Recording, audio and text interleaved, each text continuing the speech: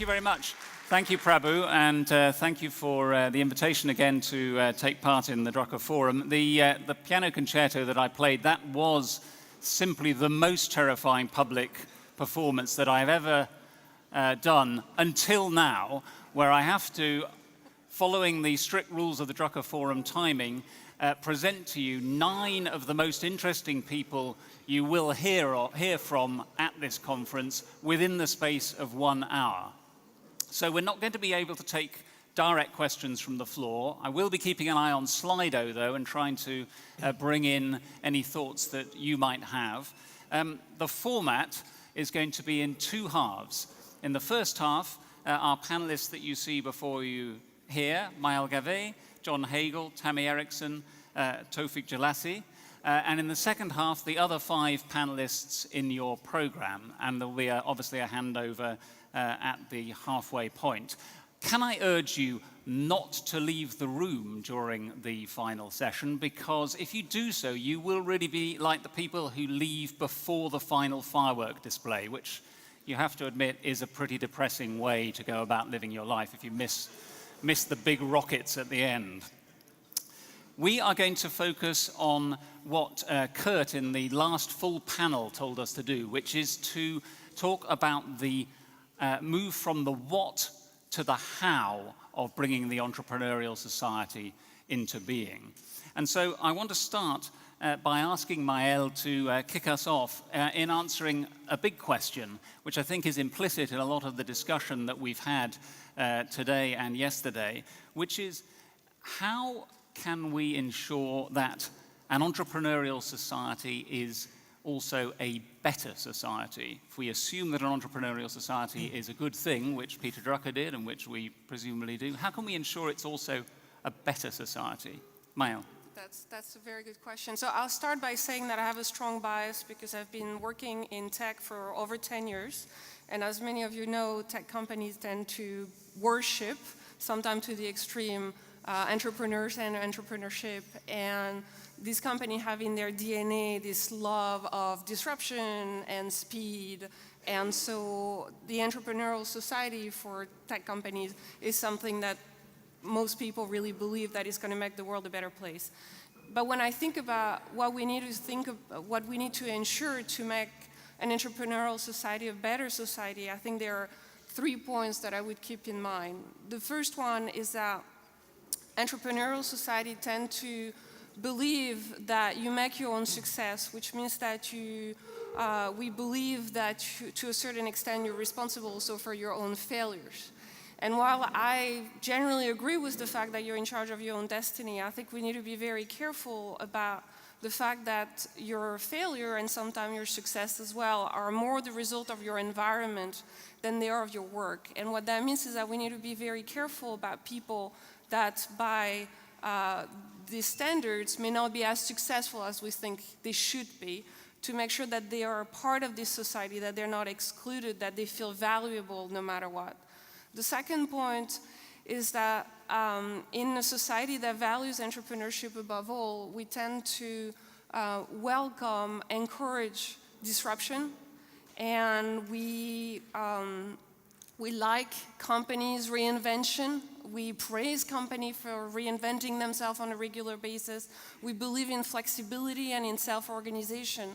And while, again, I believe that from a high-level perspective, that makes a lot of sense and that really makes society better in the long term, we need to keep reminding ourselves that at the individual level, this disruption disrupts real people with real families, and that these people at some point may prefer stability and security over entrepreneurship if that entrepreneurship means too much disruption in their life. And then the last point I'll make, and I think Mariana Mazzucato yesterday did a wonderful presentation about that, is the role of the state and the fact that in a society which is very focused on entrepreneurship, we tend to give a disproportionate place to individual entrepreneurs and companies, and we make them the hero of our society. And because of that, our policy making tends to be shaped by this idea, and it also means that we tend to disproportionately distribute rewards for growth to these people not necessarily in relation with the distribution of risk. And that to me means that there is a strong role for government that needs to be there. A healthy entrepreneurial society is also a society where the state is a very entrepreneurial one. So we need a society which is diverse, inclusive, with a state that plays fully its role. Okay, so while we're talking on government, I don't want to rerun the discussion of last night on the role of the state, but Tawfik, as some of you may know, served in the technocratic government of Tunisia and as Minister of Education looked to reform education to bring young Tunisians, graduates off the street and on into entrepreneurial, self-employed roles. So how did that experience shape what you now think would make a better entrepreneurial society? Thank you for that. First of all, this came out of the blue. Before that, I was an academic for 30 years between USA and Europe. I wasn't a politician.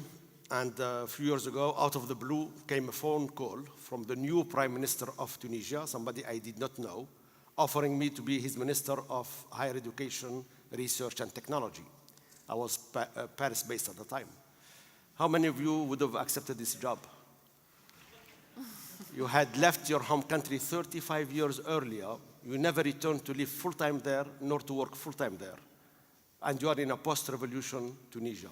And you are asked to lead 3 ministries, and you are not a politician. And although my family was strongly opposed to it, I accepted the job, went there, and the first thing I noticed is that half of the jobless people in the country are university graduates, thousands of whom had a master's or PhD degree in science, in technology, etc. So I felt my first priority should be to reform the higher education system and to move from education for employment to education for self-employment. Why? Because government was overstaffed, couldn't create new jobs, and private sector was mainly made of small or medium-sized enterprises and couldn't create the hundreds of thousands of new jobs per year that the country needed. So what is left? I thought we have to teach these young people entrepreneurship, management, business modeling, fundraising, and the like. And we have to give them the confidence upon graduation so they can use the competence they got to launch projects, startups. So we created incubators in higher education institutions. We had 2 state banks to finance startups and give microloans. We started hiring tutors and coaches to hold these young men and women by the hand and show them how to become an entrepreneur. And fundamentally, to change the mindset, to say, yes, you wanted to become civil servant and have job security for life, or you wanted to be employed by a large company. But since that did not materialize, instead of sitting in cafes all day long, why don't you go to the incubators or accelerators or technology parks and try to do something meaningful for yourself, something good for your family, and something good for society? I know it was an agonizing process, and you met opposition in the things that you were trying to do. Is it possible just to boil down for us perhaps the 2 things that you were essentially trying to get across to these young people to make them into entrepreneurs? What were the kind of 2 things you were trying to get them to, ways that you were trying to get them to think in order to take this entrepreneurial path? Well, part of my message that the Arab Spring that started in Tunisia in January 2011, the slogans of the protesters in the face of the dictator at the time were, we want freedom, we want jobs, we want dignity.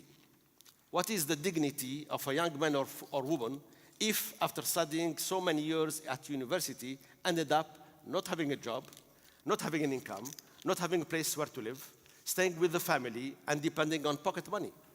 Where is the dignity of a person? I mean, to the contrary, these people started losing faith in society. So I tried to tell them that, even if you go to vocational training centers, you will guarantee a job, because we were short of, gardeners and carpenters and painters. We reversed the skills pyramid. These type of skilled jobs, they became rare. But in terms of PhDs and masters, we have the thousands of graduates. We totally reversed the skill set pyramid in the country. So part of the case for action to say, consider vocational training. You'll get immediate job and better paid than a doctor. And those of you who want still to go to university, fine. But since we cannot guarantee a job at the end of that process, we will train you a lot during the years of you studying to become an entrepreneur. And consider that as an outcome, and it's a good outcome. Don't just wait for a nice contract to come your way. And these universities are state-run, and education is free of charge.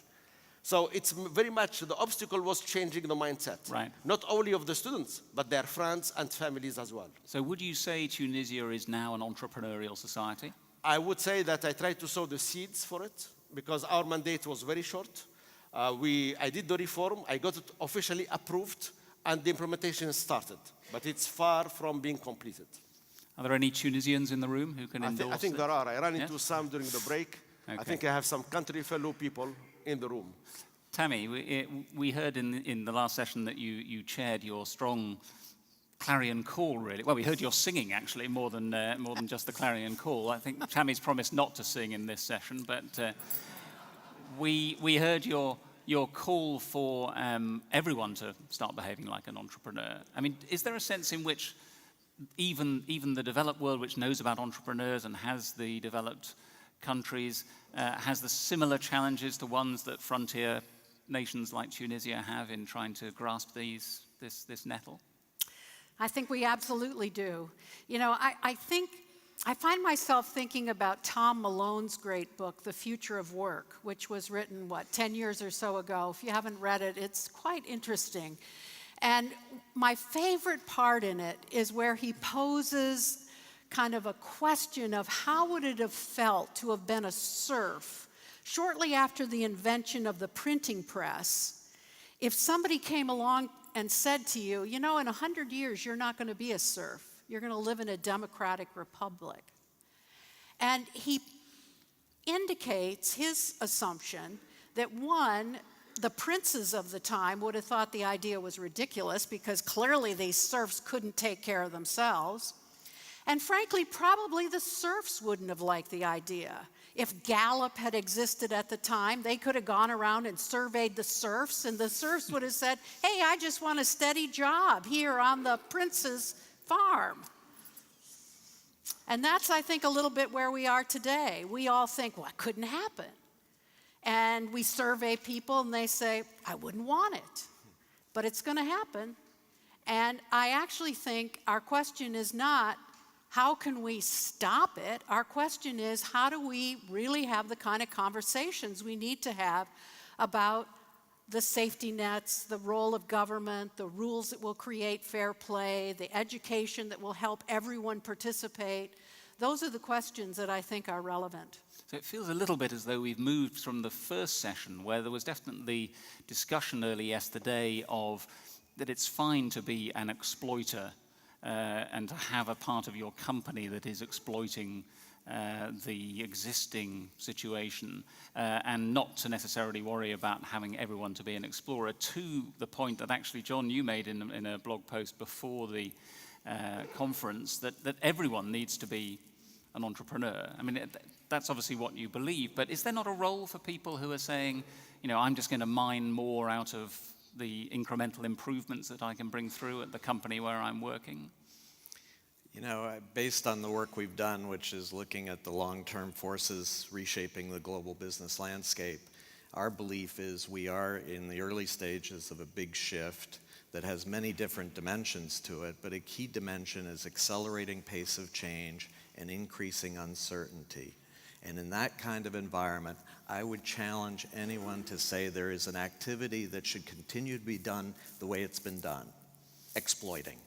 Right. I believe every activity in every institution, and by the way, not just companies, governments, schools, NGOs, every activity needs to become an exploration activity done by entrepreneurs, done by people who are creatively motivated, have the imagination and curiosity to explore new ways of doing things so they can add more value, and the commitment to actually move from the idea to action and willingness to take risk in order to do that. But we kind of know from experience of large companies and even individual experience that taking that step is a big step to take, and one that where the comfortable, I can manage to string this job out for a little bit longer, is the more attractive prospect. So other than the kind of crisis that often triggers corporate change, what is the first step that people in this room who might categorize themselves as being in the non-entrepreneurial stage should be taking when they leave to make that leap? And may I just ask, Yeah. attractive to whom? I just wanted to make sure I understood what John was going to answer. What did you just ask, Andrew? In the sense that there are ways in which existing roles, as an incumbent company, you may well be saying, I can go on, in Kodak's case, selling analog roll film until the moment comes, and when the moment comes, you're not prepared for it. Individuals will say, I can go on working in this area of incumbent exploitation, and I don't have to prepare to be an explorer. I may not want to be an explorer, as Rita said in an earlier session.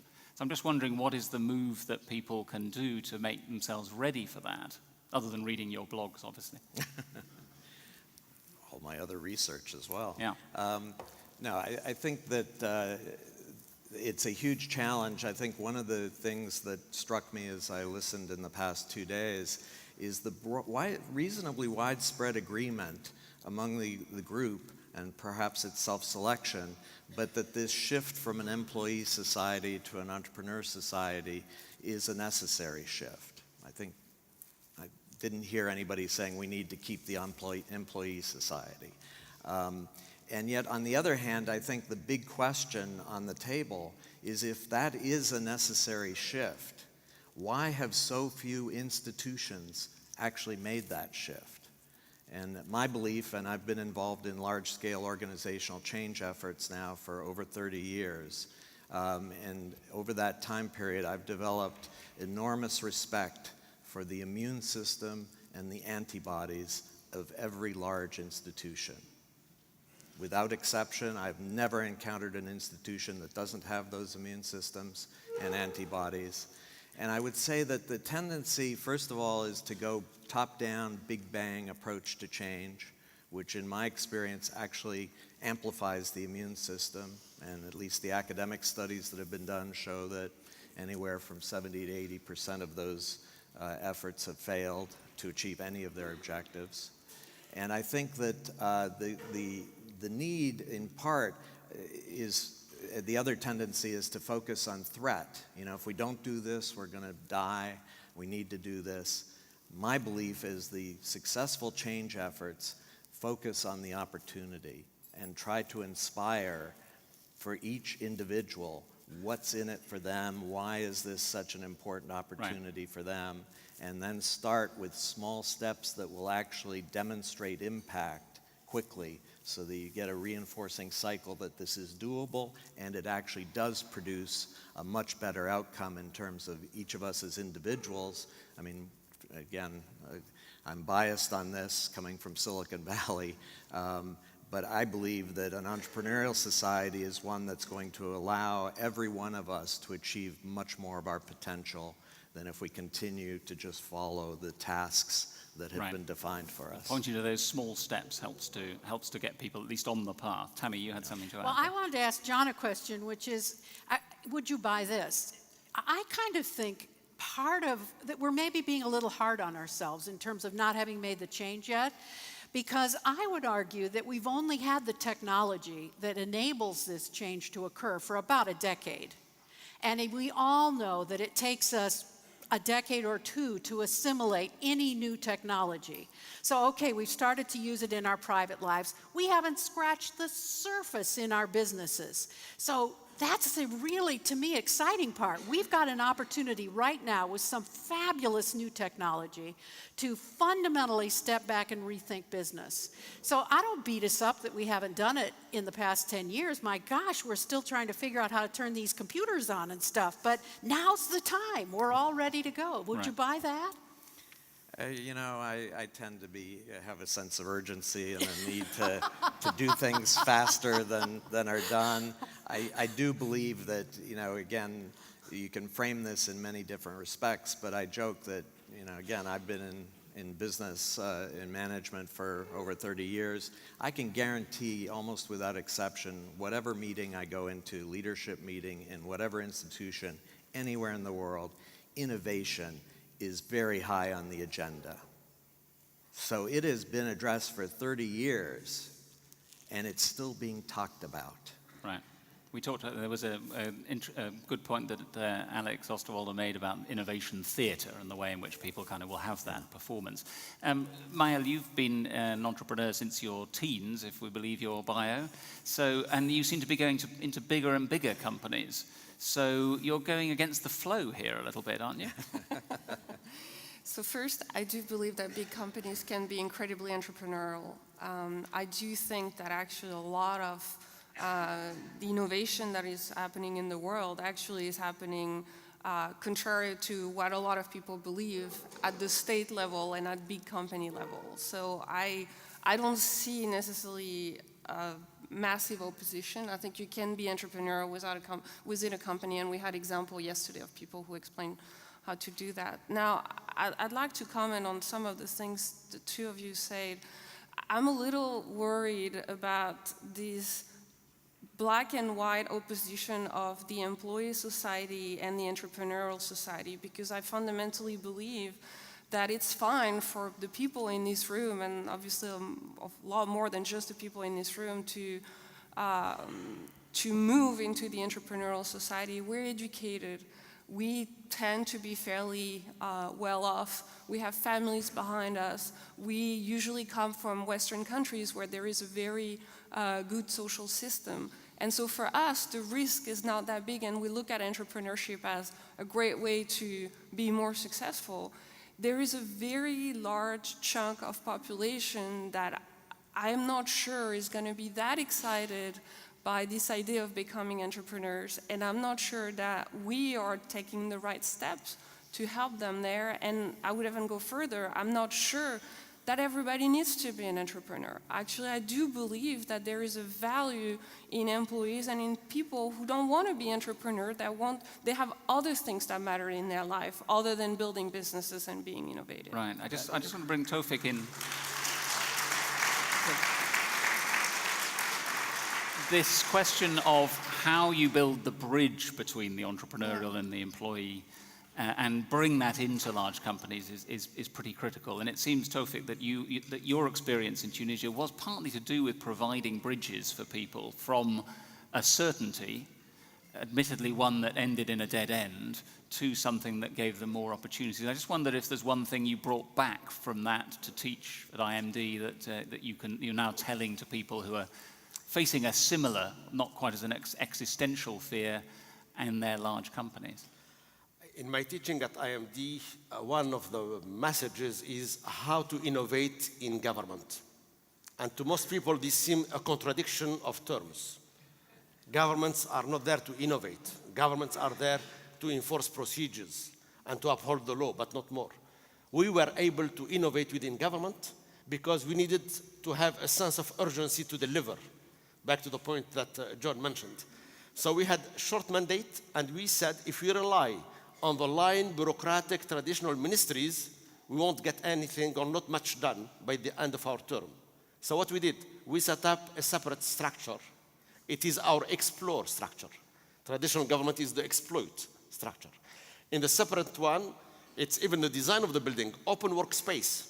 On each floor, cross-ministerial team of young people, technology savvy.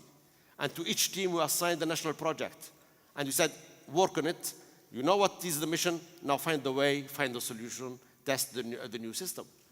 It wasn't instructions, it wasn't top-down, it wasn't enforcing procedures. It was experiment, trial and error, breakthrough innovation, as opposed to incremental change in traditional government, et cetera, et cetera. So different working culture, different type of skill set, empowerment, creativity, innovation, and technology as the enabler. So for example, reforming the national subsidy system. When we talked to traditional government agencies, they told us it will require 3 to 4 years to reform the country's subsidy system. The government lab did it in less than 1 year. Right, right. So again, this is learning from disruptive innovation and the work of Professor Clay Christensen, and we tried to apply it to government. Okay. And it worked. I'm going to bring this back because we've got minutes to go, and bring this back one by one with Tammy first. Just on one more step for this building of the bridge that is obviously needed that Maëlle calls for. Very briefly. Very briefly, I would just say we need to think about all the players and how we want to divide the responsibility among them. I agree with Maya that there are going to be people who want to work in one steady role. I totally agree with that. But what that implies is that we're going to assign responsibility for those people to business. Maybe we want to. But that's the kind of intellectual debate we should have. What do we want business to do? What do we want social entrepreneurship organizations to do? What do we want governments to do? And as we think about where the responsibility lies for various pieces, then we can have a real debate about how to build this new society. John, quick one, just wrapping up there, where you think the first step is, or the first brick in the bridge. I think there are many potential breaks, but one I think that's important is at the leadership level. And I would say that in the employee society, the stable institutions we have, the mark of a strong leader is someone who knows all the answers. No matter what the question is, you can guarantee that person has the answers. I believe one of the keys to transition is for leaders. The strong leaders of the future are going to be those who have the best questions, the most powerful questions, where they will actually acknowledge they don't have the answer. They need help. They're inviting help. It's an expression of vulnerability. It's a taking of risk. But if leaders are not willing to do it, why would anybody else be willing to do it? Maëlle, 15 seconds to wrap up your final thought here. I think it's going to be difficult to be a leader in the world of tomorrow, as per That's my 15 seconds. Okay. Ladies and gentlemen, please thank our first panel. Thank you.